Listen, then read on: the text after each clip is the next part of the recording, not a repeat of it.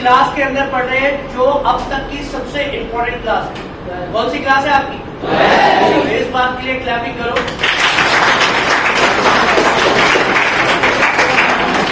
आज पीछे आवाज आ रही है? आपका एक एक मिनट बड़ा कीमती। जो इंपॉर्टेंस आप नहीं समझते कोशिश करूंगा कि उस इंपॉर्टेंस को बताऊं। भाई मैं तो खुद इस स्कूल से निकला पास आउट, और एक टाइम ऐसा था कि 9th क्लास में फेल भी हुआ था, लेकिन फिर उसके बाद अपनी पढ़ाई स्टडी ऐसे की मैंने कि सबसे पहले फ्रेंड सर्कल चेंज किया, जो पढ़ने वाले स्टूडेंट थे उनके साथ बैठना शुरू किया, और टीचर्स के साथ खुलकर बता दिया कि मुझे ABCD भी नहीं आती, चाहे वो मैथ्स हो, इंग्लिश हो, साइंस हो। उसके बाद उन टीचर्स का भला उन्होंने मुझे बेसिक से स्टार्ट किया।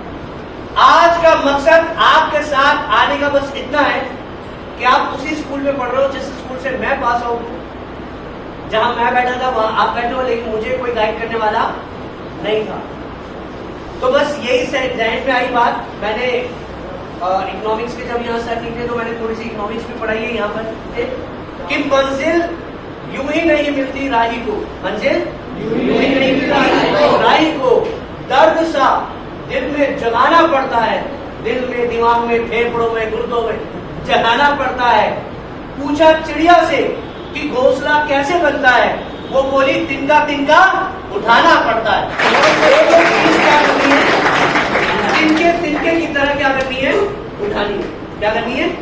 ये आपके लिए क्लैपिंग करो भाई। आपको तिनका यानी एक एक दिन, एक एक मिनट आपको अपना इस्तेमाल करना।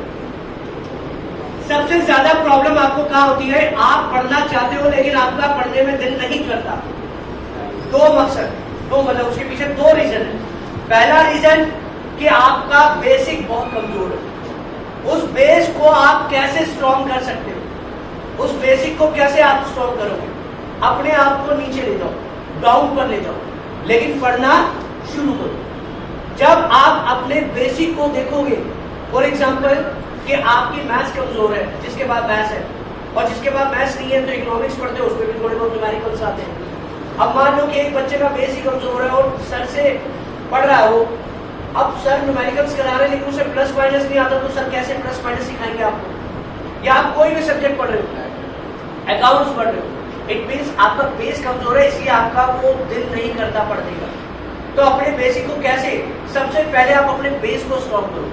बेस स्ट्रॉन्ग होगा ना, ऊपर जितने मर्जी फ्लोर बना दो, लेकिन जब बेस ही खराब होगा, जरा सा भी उस पर बटन डालोगे तो वो गिर जाएगा।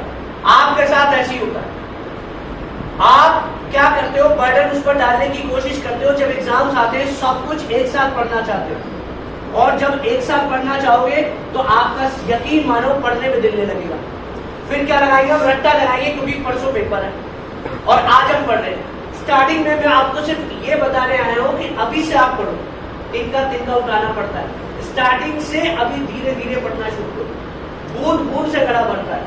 आप हर एक जब क्लास में आए थे 12th में तो आप एक जोश से आए होंगे, अभी पीछे आना, ये पिछले साल आए हो, पिछले महीने आए हो?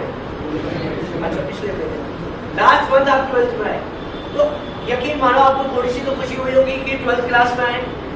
अब बात यह है कि 12th क्लास में आपको जोश आया होगा, लेकिन वो जोश धीरे धीरे क्या होगा? खत्म होगा। आप कहीं भी किसी भी इंस्टीट्यूट में पढ़ते हो, कहीं भी कोचिंग में पढ़ते हो, बस इतना याद रखना कि आपको अपने बेसिक से स्टार्ट करना है। और जब आप अपने बेसिक को स्टार्ट करोगे और डेली पढ़ते रहोगे थोड़ा थोड़ा थोड़ा, यकीन मानो कि आपको रट्टा लगाने की जरूरत नहीं पड़ेगी। तो आज से करोगे। आप सब कॉमर्स के हो, ह्यूमैनिटीज के हो, क्या मिक्स है? कॉमर्स वाले कितने और ह्यूमैनिटीज वाले? शाबाश को। अब आपने क्या करना है कि आज से ही हर एक सब्जेक्ट को बड़े तरीके से पढ़ना शुरू करना, एक अपना टाइम टेबल। अच्छा, बात क्या थी? हम पढ़े क्यों?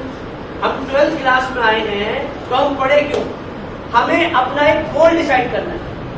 जब भी आप अपनी पढ़ाई करो या दुनिया में कोई भी काम करो, बस एक बात दिमाग में रखनी है, गोल। जब वो गोल आपके दिमाग में होगा तो आपको बस सिर्फ और सिर्फ क्या दिखना चाहिए? गोल दिखना चाहिए।